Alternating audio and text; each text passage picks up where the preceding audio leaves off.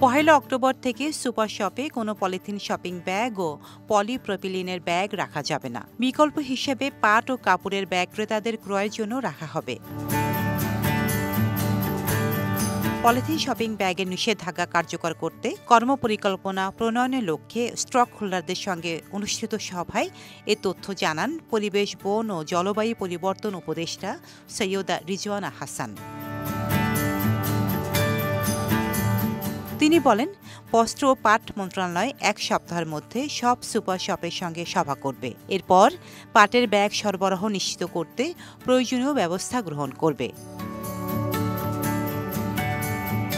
সৈয়দা রিজওয়ানা হাসান আরও বলেন, পরিবেশ অধিদপ্তর ইউএসটির সঙ্গে মিলে ৩০ সেপ্টেম্বরের মধ্যে বিকল্প পরিবেশ বান্ধব উপাদানে তৈরি পাটের ব্যাগ উৎপাদনকারীদের নিয়ে একটি মেলার আয়োজন করবে।